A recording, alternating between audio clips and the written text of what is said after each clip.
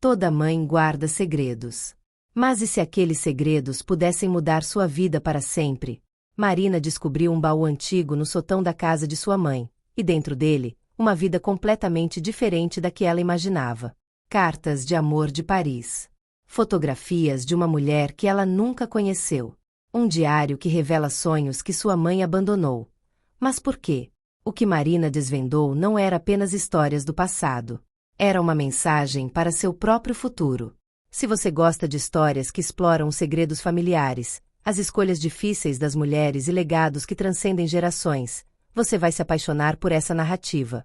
De que cidade você está assistindo? Deixa nos comentários. E não perca o próximo capítulo. Se inscreve no canal para acompanhar mais histórias que transformam vidas. Obrigada por estar aqui. Marina desceu as escadas da casa antiga com uma toalha úmida nas mãos, ainda repassando mentalmente a lista de tarefas para a mudança. Era uma segunda-feira chuvosa de novembro quando sua mãe, Helena, sofreu o derrame. Agora, 2 semanas depois do funeral, Marina enfrentava a tarefa mais difícil: organizar os pertences de uma vida inteira. A casa de tijolos vermelhos no bairro de Pinheiros, onde ela crescerá, parecia ecoar com vidas passadas. Seu avô lendo jornal na varanda, sua avó cantarolando na cozinha, sua mãe arrumando as flores do jardim que não floresciam mais. O sótão estava escuro e repleto de poeira.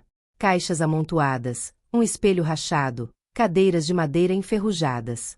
Marina procurava os documentos da herança quando seu pé tropeçou em algo sólido sob uma manta tecida. Era um baú. Não um baú comum, era de couro envelhecido, com fechos de latão e as iniciais HM gravadas na tampa. Seu coração disparou. HM, Helena Monteiro. Sua mãe. Marina nunca havia visto aquele baú antes.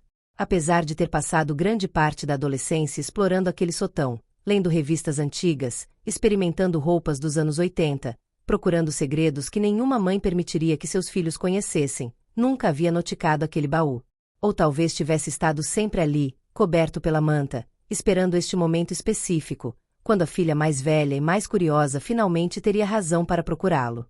Com as mãos tremendo, Marina o arrastou para mais perto da janela, onde a luz cinzenta da tarde oferecia pelo menos um vislumbre do que guardava. Os fechos abriram com relativa facilidade, como se aquele baú tivesse estado esperando por ela. Dentro, cuidadosamente organizados em camadas, havia fotografias, cartas amareladas, um diário de capa azul com as páginas onduladas pelo tempo, um passaporte antigo, e uma quantidade impressionante de joias que Marina nunca havia visto sua mãe usar. No fundo, havia um envelope branco com a letra clara e elegante de Helena. Para Marina, quando você estiver pronta. Sua mãe nunca havia mencionado tal coisa. Marina sentou-se no chão do sótão, cercada pela poeira do tempo, e soube que sua vida estava prestes a mudar. A primeira coisa que Marina fez foi organizar as fotografias cronologicamente, uma habilidade que havia desenvolvido durante anos trabalhando como arquivista em um museu. As imagens mais antigas datavam do final dos anos 1960. Sua mãe jovem, extraordinariamente jovem, com cabelos compridos e soltos, em lugares que Marina não reconhecia. Paris. Havia uma série de fotos de Paris. Helena pôs em frente à Torre Eiffel, mas não como turista. Havia algo propriedade naquelas imagens, como se ela pertencesse àquele lugar. Em outras fotos, ela estava em cafés em companhia de pessoas que pareciam intelectuais, artistas talvez. Todos fumavam cigarros longos, todos pareciam profundamente envolvidos em conversas que Marina gostaria de ter ouvido. Havia fotografias de um homem que aparecia repetidamente. Ele era alto, com cabelos escuros ondulados e olhos penetrantes. Nas primeiras fotos estava beijando sua mãe nos jardins de Luxemburgo. Em outras, estava abraçando-a em frente a um apartamento elegante, seu braço protetor ao redor de seus ombros. Havia uma foto particularmente comovente, ambos deitados em grama de um parque, rindo, sem preocupações aparentes com o mundo. No verso de uma das fotos, a caligrafia de sua mãe escrevia: Lauren, Paris, 1969. Nosso melhor verão. Marina nunca havia ouvido falar de Lauren. Ela sabia, naturalmente, que sua mãe havia vivido antes de casar com seu pai, que havia viajado, que havia tido uma juventude além de ser simplesmente mãe. Mas conhecer sobre algo de forma abstrata é completamente diferente de ver fotografias que provam uma vida tão vital, tão apaixonada, tão completa sem você. Havia fotos de museus, sua mãe posando em frente a quadros de Picasso e Monet. Havia fotos de passeios de barco ao longo do Sena. Havia fotos de sua mãe em vestidos que Marina nunca teria imaginado Helena usar, roupas elegantes, ousadas, da moda da época. E em quase todas as fotos havia alegria pura nos olhos de sua mãe, um tipo de alegria que Marina, olhando para trás, não havia frequentemente visto no rosto de Helena quando era adulta. As fotografias mudavam em tom quando chegava ao final dos anos 1960 e início dos anos 1970. Lauren desaparecia gradualmente das imagens. Havia uma série de fotos de sua mãe sozinha em Paris, ainda jovem, mas com uma expressão mais séria nos olhos. E então, de repente, havia fotografias de sua mãe com seu pai, Carlos, o homem que Marina conhecia como pai. Ele estava de terno em um estúdio fotográfico, sua expressão formal mas não unkin. Depois havia fotos do casamento deles, um evento discreto, diferente do que Marina havia imaginado. Apenas alguns convidados, nenhum da família de sua mãe visível. Seu pai parecia orgulhoso mas também, em certa medida, como se tivesse ganhado um prêmio. E sua mãe parecia estar resolvida a ser feliz, como se tivesse feito uma escolha e agora estava determinada a viver de acordo com ela. O Diário Azul tinha data de 1969 a 1972. A caligrafia de sua mãe era luxuriante em suas primeiras páginas, grandes letras arredondadas que cobriam os espaços em branco com palavras elaboradas e reflexões profundas. Marina começou a ler a partir do início. 10 de janeiro de 1969. Deixei o Brasil. Minha mãe chorou na porta. Meu pai leu o jornal como se eu não estivesse deixando a família para sempre. Fui corajosa. Fui tola. Estou indo para Paris estudar História da Arte porque a vida em São Paulo é morte em câmera lenta. Laure me espera lá. 2 meses e finalmente o verei sem barreiras, sem a distância que matou nossas cartas. Marina sentiu o coração saltar. Seu avô tinha morrido quando ela era pequena, mas se lembrava vagamente dele, um homem severo que raramente sorria. Sua avó havia falecido antes de Marina nascer. Ela nunca havia considerado que eles pudessem ter desaprovado os sonhos de sua mãe, ou que Helena poderia ter simplesmente saído para perseguir uma vida diferente. Conforme Marina continuava lendo, um retrato de sua mãe começava a emergir. Uma mulher brilhante, bem educada, que havia lido Sartre em francês original e debatido política com Lauren e seus amigos intelectuais até altas horas da noite. Uma mulher que havia trabalhado em galerias de arte, que havia ajudado Lauren, que era um pintor promissor, a organizar exposições. Uma mulher que havia sonhado em seus próprios direitos, não em ser esposa de um artista, mas em ser curadora, historiadora, talvez criadora ela mesma. 5 de março de 1970. Lauren disse que me ama. É a primeira vez que ele o diz explicitamente. Todos esses meses, foi entendido, foi sentido, mas nunca dito. Chorei. Que mulher sou eu que a simples declaração de amor de um homem faz com que eu desabe em lágrimas? Sou fraca. Sou apaixonada. Sou ambos. E então, gradualmente, o tom mudava.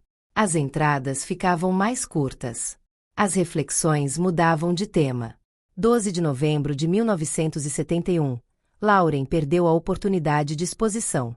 Outro artista ganhou. Ele culpou os gatekeepers, a elite parisiense que rejeitava a inovação. Talvez tenha razão.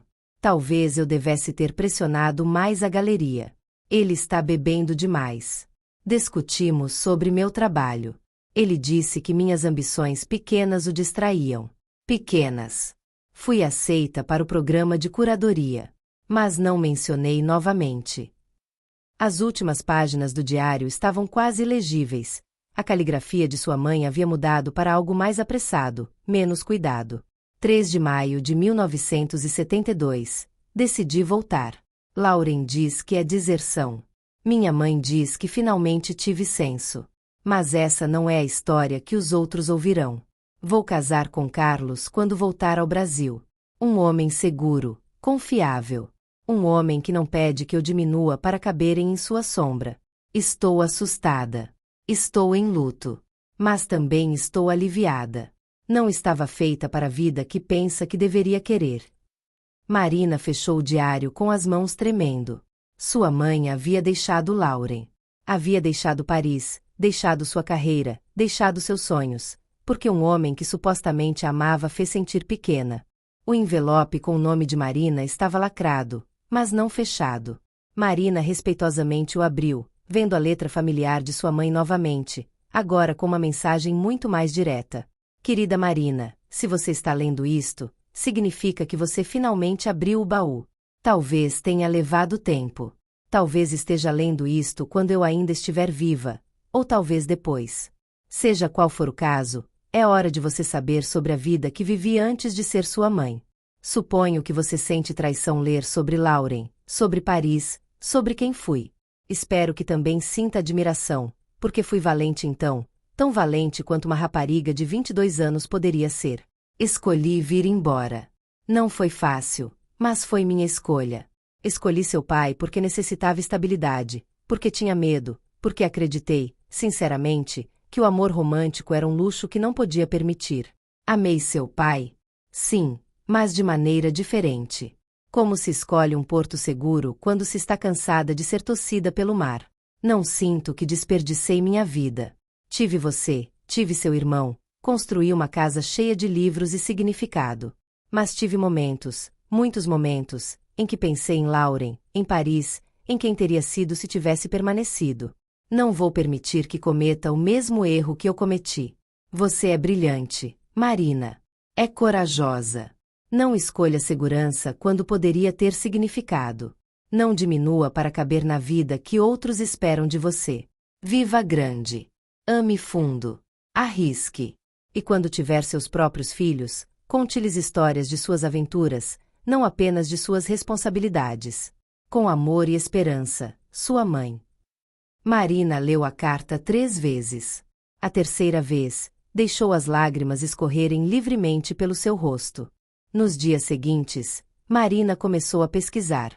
Com o passaporte antigo de sua mãe e informações do diário, ela foi online e procurou por Lauren Beaumont Painter Paris 1970s. Levou tempo, mas eventualmente ela o encontrou. Uma biografia curtíssima em um site de arte francês. Lauren Beaumont havia se tornado uma figura menor no movimento pós-impressionista francês dos anos 1970 e 1980.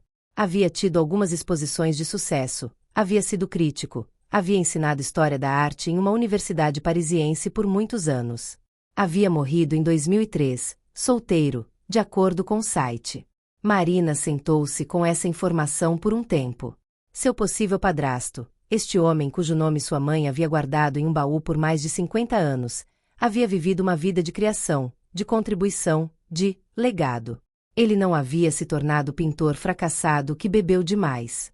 Ele havia se tornado algo mais do que isso. Ela também encontrou a carta que estava anexada a uma coleção de correspondência de sua mãe. Helena havia mantido contato com Lauren após sua volta ao Brasil, nada apaixonado, mas civil. As cartas mostravam 2 amigos que se amavam em uma língua secreta de referências compartilhadas, de dentro de piadas, de você se lembra quando? Havia 200 cartas, talvez mais, em uma caixa separada no baú. Marina as leu todas ao longo de uma semana. A correspondência revelava a vida que sua mãe poderia ter tido, descrita em detalhes através da vida que Lauren realmente teve. Seus sucessos e seus fracassos. Seus amores subsequentes. Havia várias mulheres ao longo dos anos. Sua eventual aceitação de não ser o grande gênio que havia esperado ser, mas alguém que havia vivido uma vida significativa apesar disso.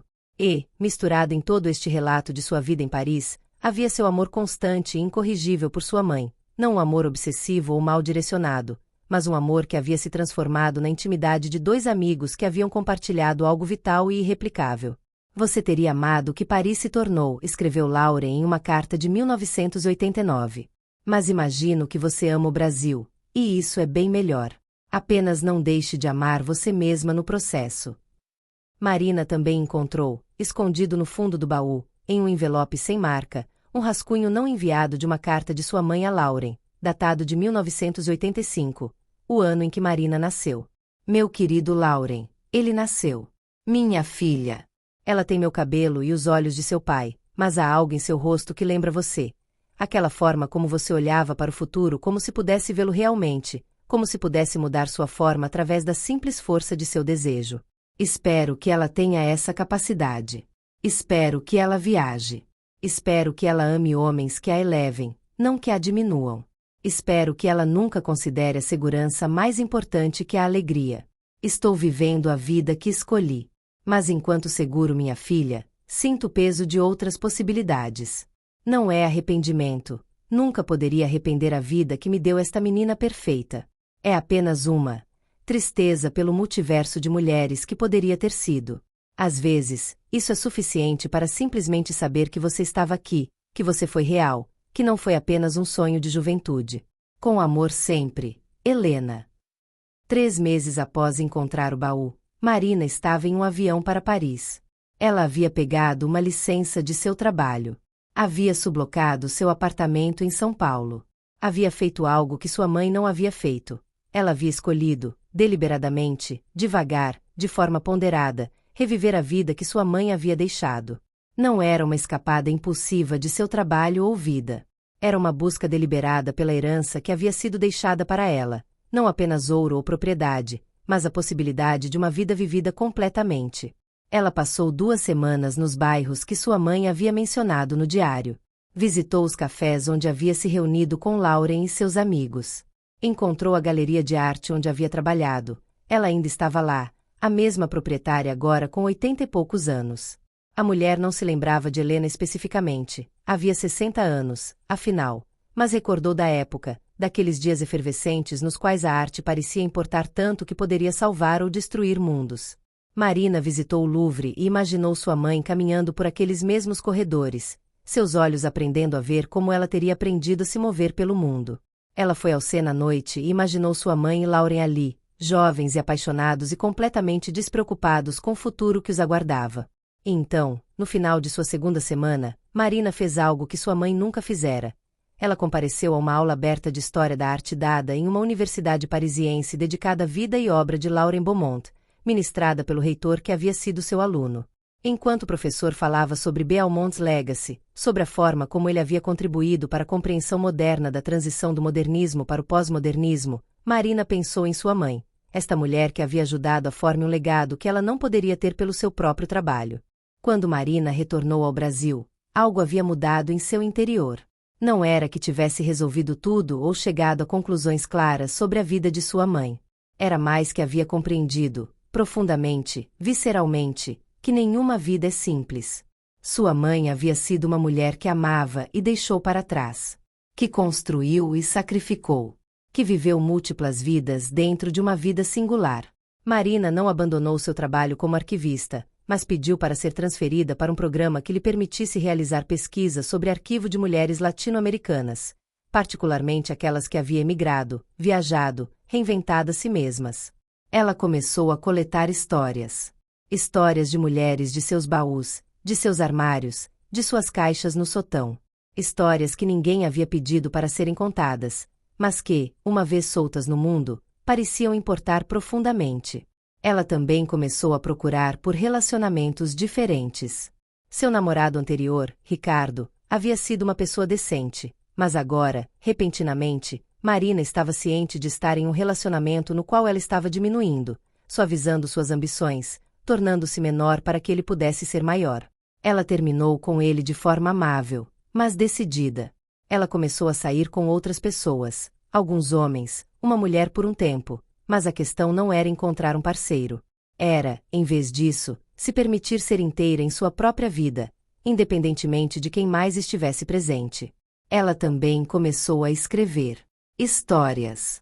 Perfis de sua mãe, de mulheres como sua mãe.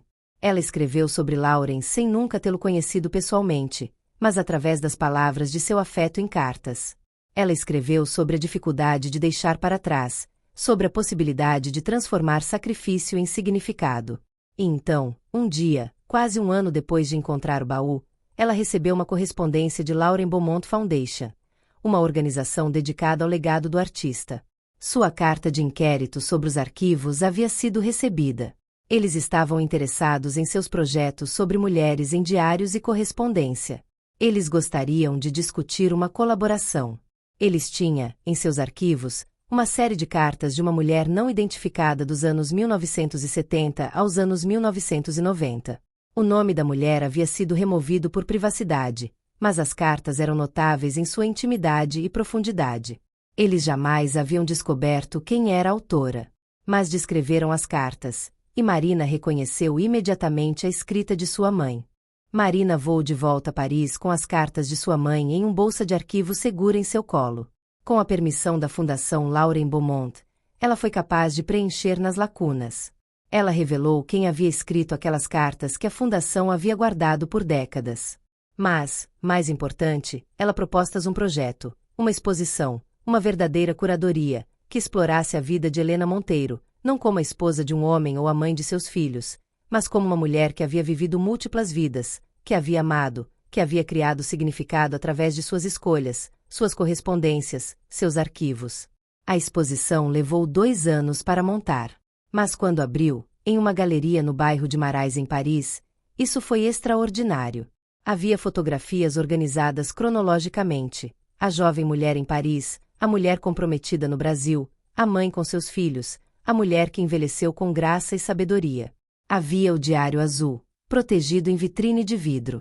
Havia as cartas entre Helena e Lauren, uma conversa de 50 anos preservada para a eternidade.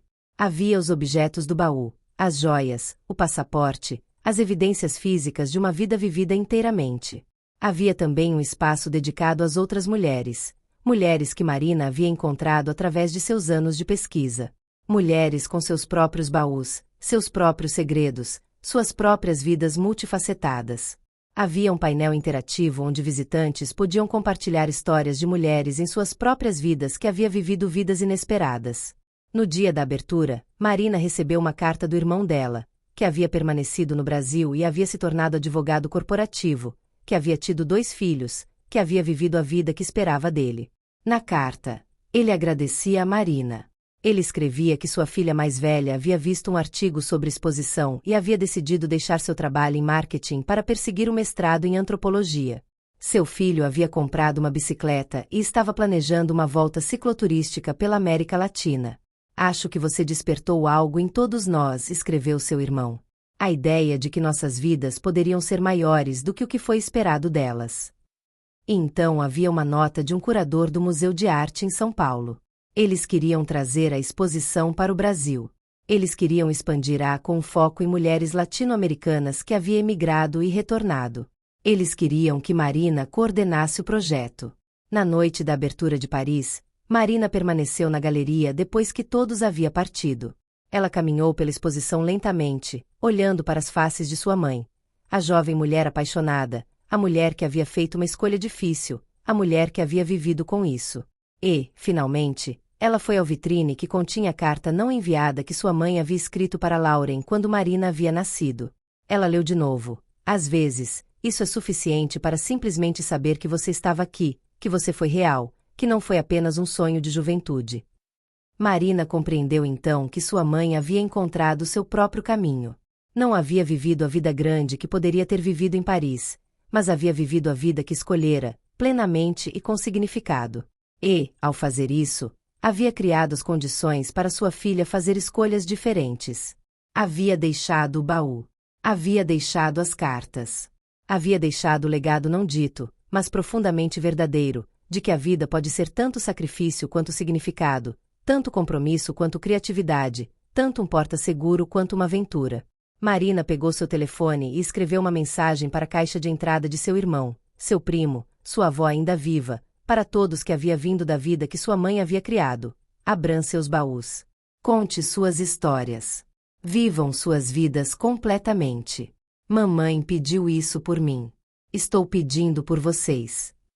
E ela sabia, enquanto deixava a galeria naquela noite parisiense, que o legado de sua mãe, não apenas o que ela havia feito, mas o que ela havia deixado para ser feito, estava apenas começando.